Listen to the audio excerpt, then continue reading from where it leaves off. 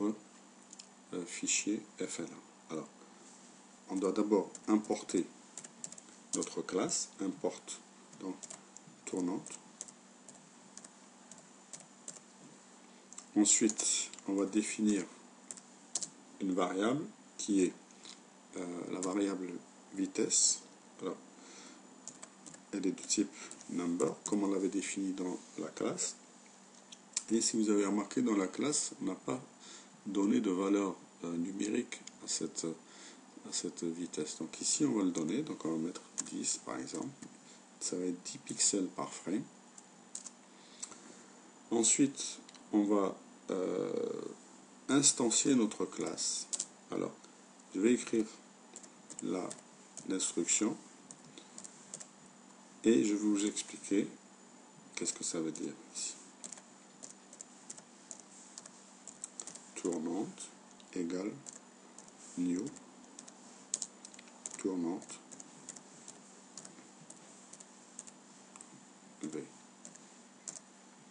Alors, qu'est-ce que ça veut dire cette phrase? C'est tout simplement, avec l'instruction new, je crée un élément de la classe tournante et cette classe, cet élément, je vais l'introduire, je vais lui donner, je vais l'introduire dans la variable tournante 1.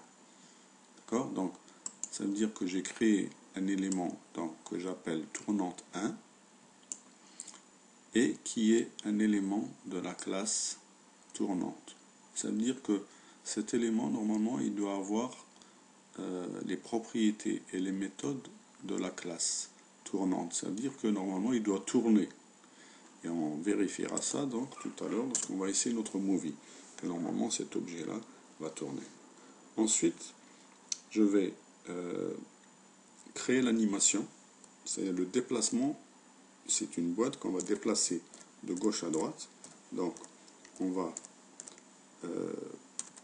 avec la notation de la programmation orientée objet, on va tout simplement écrire tournante 1, add event listener, comme argument event point enter frame en majuscule et déplacer. Je vais expliquer cette phrase, cette instruction, qu'est-ce que c'est. Eh bien, cette phrase veut dire tout simplement, j'applique un gestionnaire d'événements à l'objet tournante 1, qui est l'instance de notre classe ici.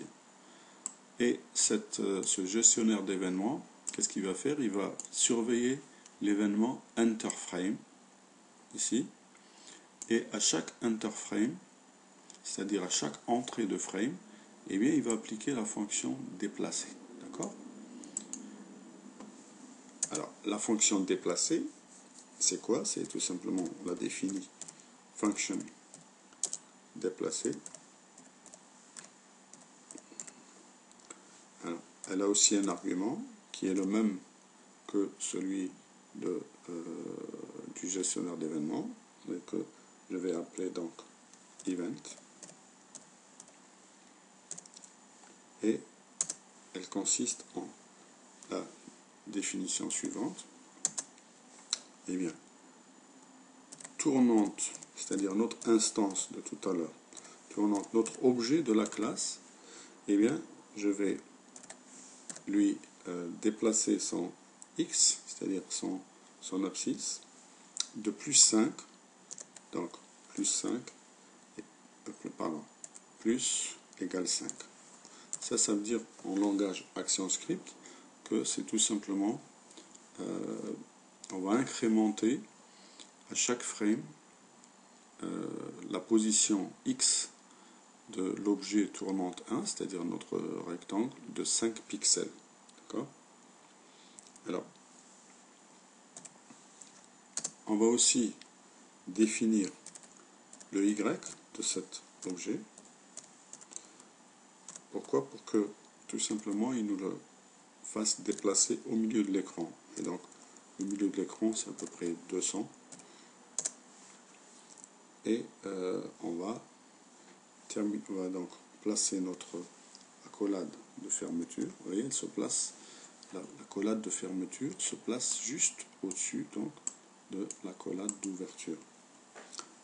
Maintenant, comme on fait tout avec ActionScript, l'objet tournante 1, notre rectangle, on va le placer à l'aide d'ActionScript, à l'aide de l'action, à l'aide de la commande addChild tournante 1. Ça, tout ce que ça fait, ça enlève, enfin ça prend l'objet tournante 1 qui se trouve dans la bibliothèque et ça le place sur la scène. Voilà. Alors je l'enregistre, save as.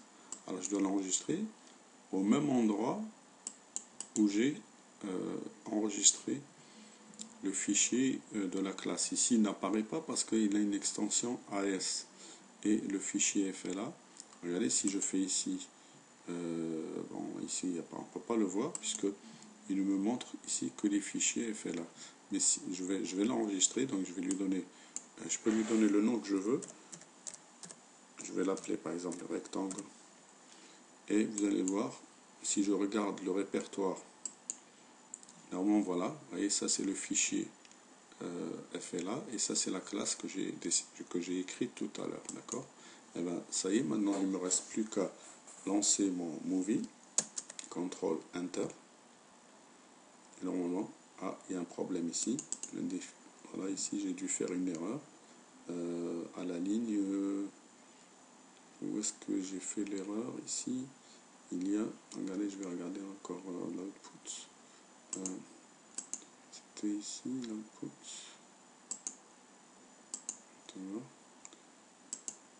Voilà.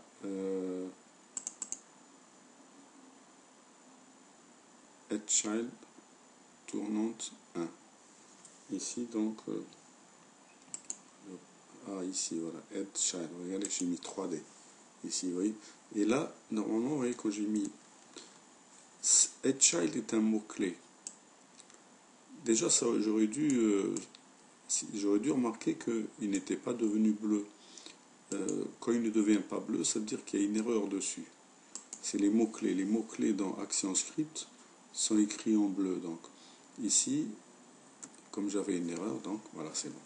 Donc, j'enregistre, CTRL S, et je lance CTRL Enter. Vous voyez, j'ai mon rectangle, il se déplace et il tourne en même temps. Alors que, regardez bien, dans le fichier FLA, il n'y a absolument aucune instruction qui lui dit de tourner ici. Vous voyez, je donne l'instruction de se déplacer X, mais il n'y a absolument aucune instruction qui lui dit de tourner.